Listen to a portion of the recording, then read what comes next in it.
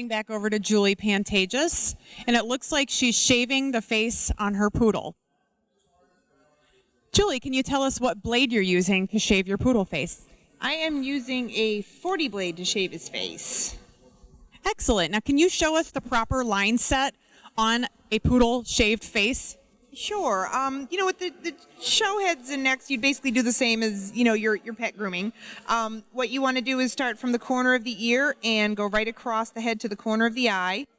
Then what I do is I'll make a little reverse V right between the eyes here, and that's going to give the illusion of a little more length of nose, especially if you have a dog that doesn't have a lot of nose. This is going to give them a little more length to their overall head and nose. If you had a dog that didn't have a lot of stop, you may want to leave a little more hair there to hide that, so you could build up your bubble and kind of make the illusion that there's more stop there. And you always want to make sure that you pull this lip back here and, get in the flews here and clean that up real good, because that's an area that a lot of bacteria can fester and a lot of groomers tend to miss in there. So, so that's one of my biggest pet peeves. So, everyone out there grooming, always make sure you clean that area up real good. Helps with their breath and everything. Now, how far down would you normally shave on a poodle's neck? I know that there are lines, but if you could tell the people at home where you would stop. All right, it depends again on the dog, and I think for me it's just one of those things where I eye it. You want to kind of open up the neck area and give this breed a lot of neck. So, a lot of people will kind of make their line up here, but I like to really, bring this back here and make this dog look like it's got nice shoulder lay back and that it has a lot of neck. And, it's really personal preference at the base. Some groomers like to do a V. Some groomers like to do it a little more rounded. This dog has a lot of body. He's got a nice front. I want to accentuate that front. I want the judge to come up to him and say, this looks like a dog that has a lot of body in front. So I want him to look very chesty and manly. Whereas if I had maybe a more refined female dog I was showing, I might do more of a V, on the neck. And there is no right or wrong. It's just kind of personal preference. And the lower down you bring this neck, the neckier you're going to make the dog look, which is something desired in the show ring. I have a U-necked white standard poodle that I do, and just as a pet dog in the shop, and she has a severe U-neck. Yeah, so in that case, you want to bring that line up, to maybe where the neck starts to kind of come out and go in, and that way you can hide that area. This guy doesn't have the U-neck, so I can come down a little bit farther on him. But yeah, if you had a dog that was a little more U-necked, you might want to stop, right at the point where it starts to go back in to hide that fall. It's all about the art of illusion, with any kind of grooming. So. And what we're talking about with the U-neck, if you can come over here and we'll see where the neck, the white standard that I groom at the shop, her neck actually bubbles out. So where you want to stop your clipper line is where the neck starts to drop off if you have a severely U-necked dog.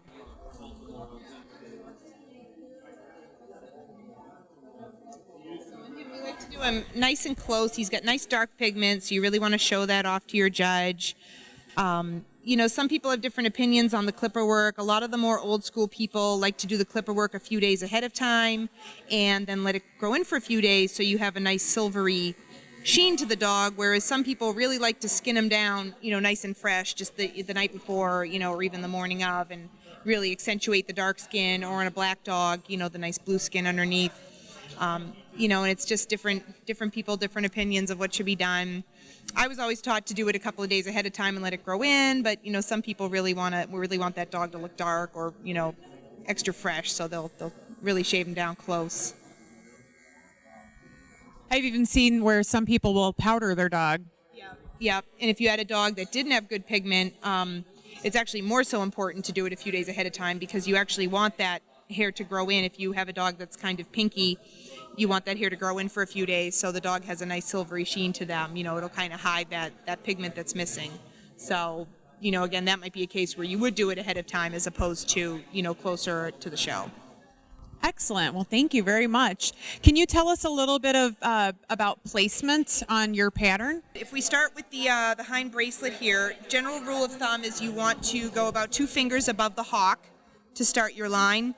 If you had a dog that was a little low on leg, which this guy is, you may want to go a little lower than that just to give the illusion of the dog having more leg. So I find my 2 finger mark here, and I'm going to start my clipper work right here. And I'm going to come right up that back leg against the grain. You always want to go against the grain.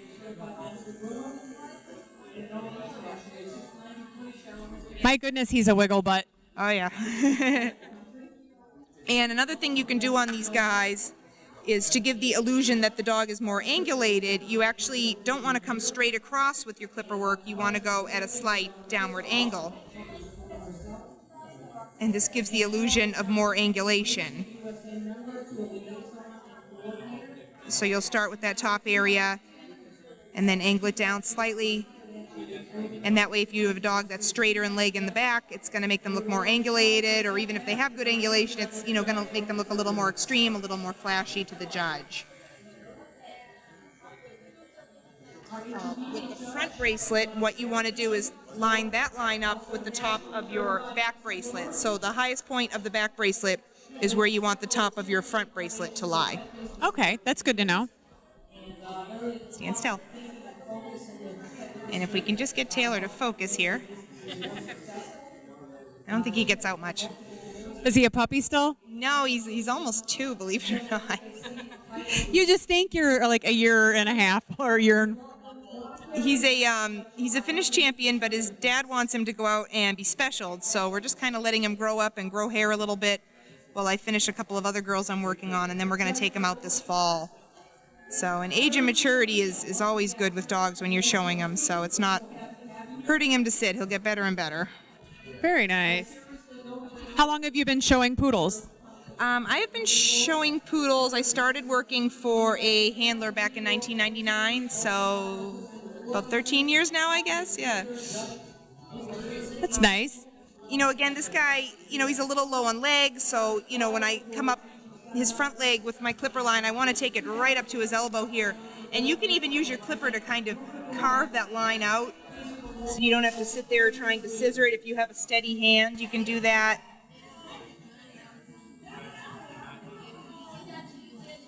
And I'll just bring it right up to that elbow there. Give him more leg.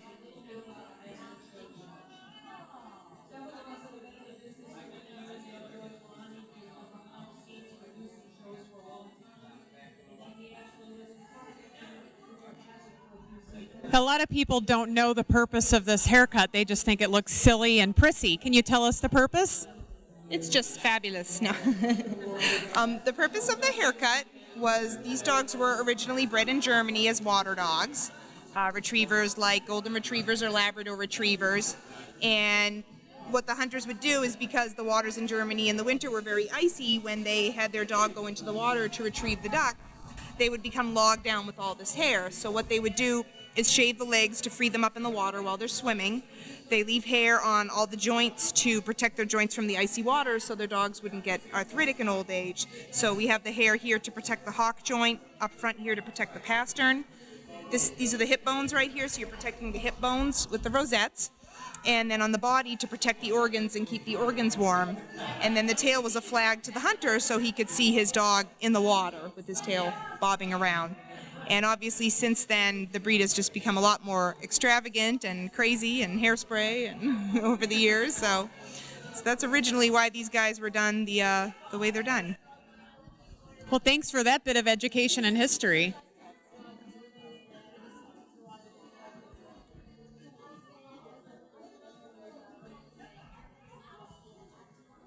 Right now she's clipping the front of the back leg.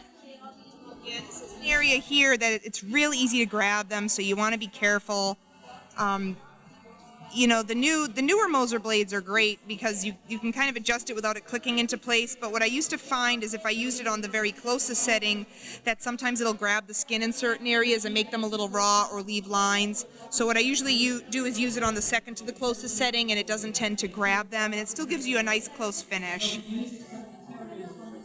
So you just want to be careful in this area here, especially if they have a lot of fenders. Some dogs you see have the skin that hangs down here. We call it fenders. So you want to be careful because the clipper will grab that skin real easy. Now, how do you know where to start your jacket? Jacket, again, it depends on the dog, if they're long or short-backed. A couple of fingers behind the last rib, general rule of thumb. He's a little long, so his is a little farther back. So it just depends on the dog again, but general rule of thumb about 2 to 3 fingers behind that last rib.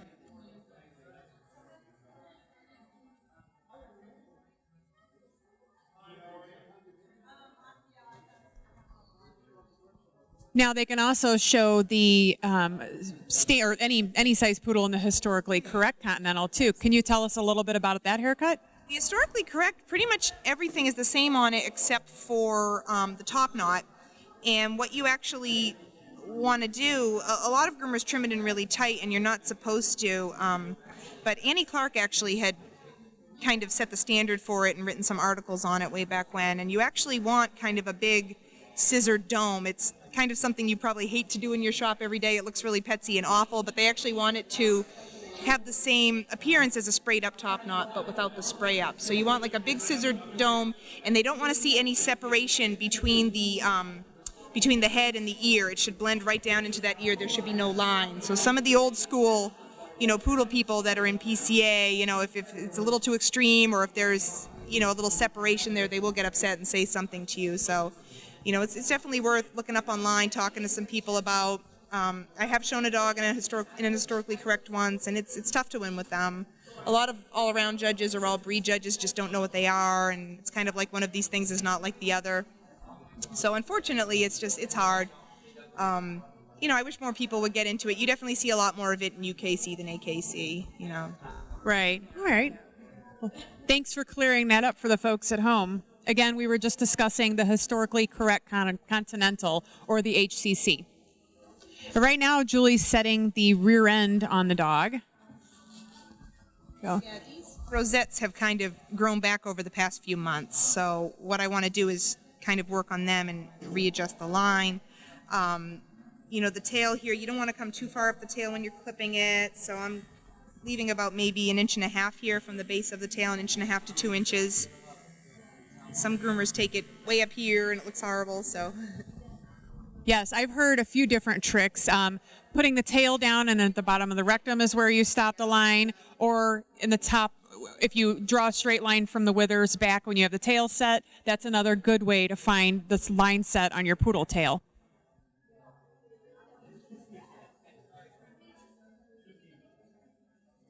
Now, when you set the rosettes in, how would you tell the folks at home how to go about doing that? Depends on your dog's tail set. If your dog has a nice high tail set, which this guy does, if you look at where his tail rests there, general rule of thumb is you're going to do 2 fingers. Again, the 2-finger rule, it comes in handy in multiple places. You're going to do about 2 fingers behind that, in front of that tail set, and that's where you set the back of your rosette. If you have a dog with a lower tail set, maybe he carries it about here, you want to bring these rosettes back a little bit to kind of hide that, from the judge, so it's not as obvious. You don't want to show off a bad tail set. If you have a nice tail set, bring everything up, show that tail set off. Also, if you have a dog with a slopey croup, you again want to try to hide that. You'll bring them a little farther back. If you have a dog with a beautiful rear, show it off, bring them up a little bit. Very nice. Thank you.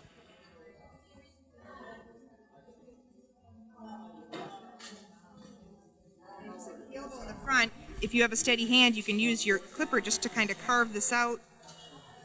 I'll look from the side and kind of check my shape and save you a little time scissoring later on.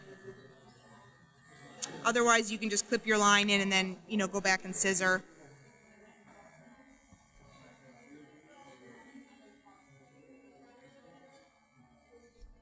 Now, you're known for having such crystal white poodles. How do you get them so white? Maintenance is everything. Obviously, I do use crystal white on all my dogs, and it's just, it's keeping them clean and taking care of them, and just, taking care of them, really. It's upkeep. It's all about the maintenance. My dogs get a bath every 2 weeks, regular maintenance, and, keeping up with them. They always wear pee pants when they go out, the boys, because they like to sprinkle on themselves, so, you definitely have to put the time into them if you want the result and if you want your dog to stand out in the ring. If you allow them to get dirty or stained, then you have to deal with, a lot of whitening and getting that out. So it's just maintenance and keeping them white and clean, really. But the crystal white does work really great. I use it on all my show dogs, and it definitely gives you the edge when you're in the ring against a lot of dingier whites or creams. Your dogs are going to pop out at the judge and catch their attention, whether you're in the competition ring or the show ring. So it definitely helps. Was that Chase over there saying hi?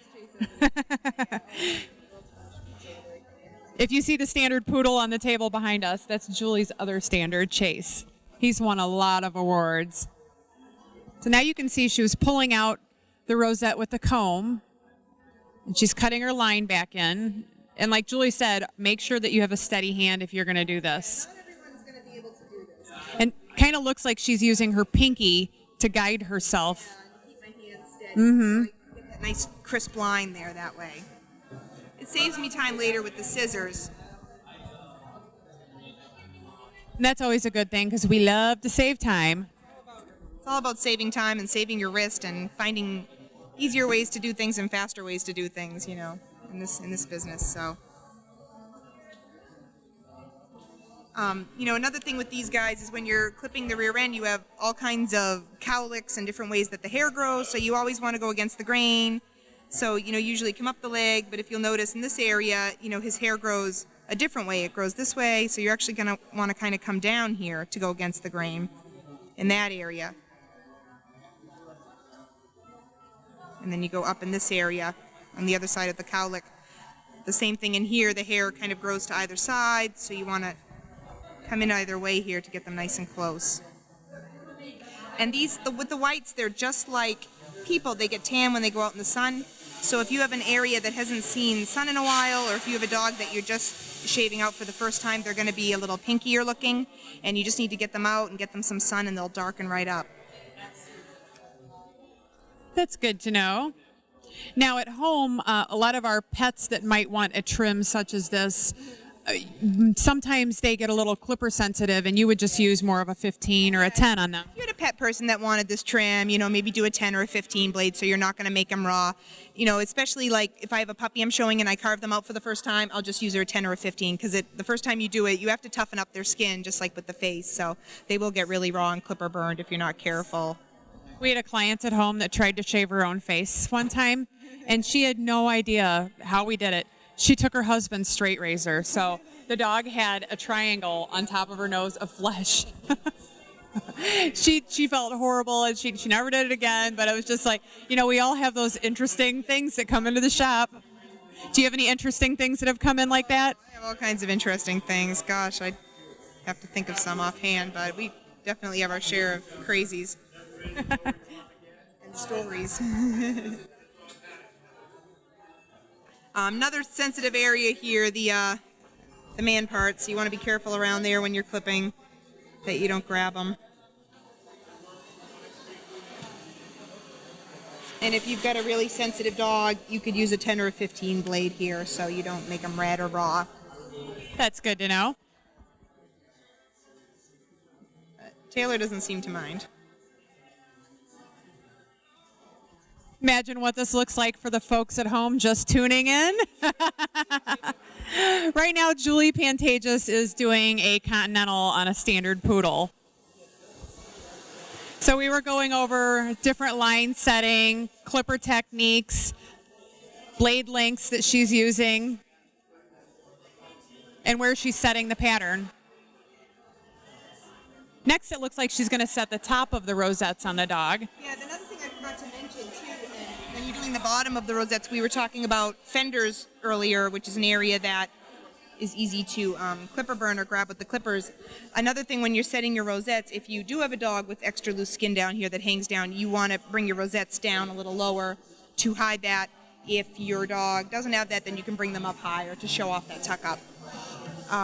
You know, again, we talked about long-backed and short-backed dogs. If you have a nice, compact, short-backed dog, you want a nice, tight little round rosette. If your dog is a little longer-backed, then you're going to want more of an oval rosette to compensate for that.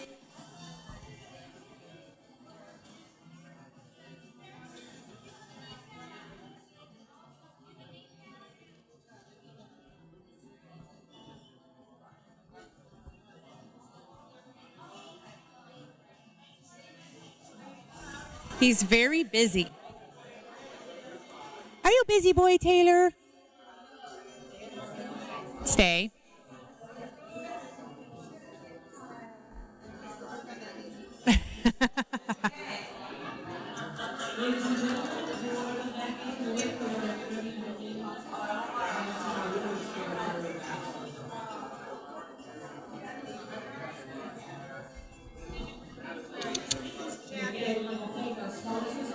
kind of found his rib here and where I want this line, so that I'm going to come up over the top of his jacket, and this is just grown way far back here, so I want to bring all this up a little bit.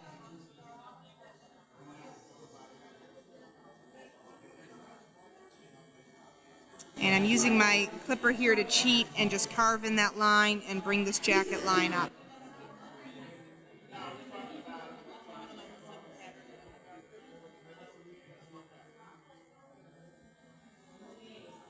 His dad's been keeping up with his clipper work at home between groomings, but sometimes things migrate a little bit, so when I get him I have to kind of adjust a few things and fix a few things. So I want to bring his jacket up a little bit and reset these rosettes a little bit here.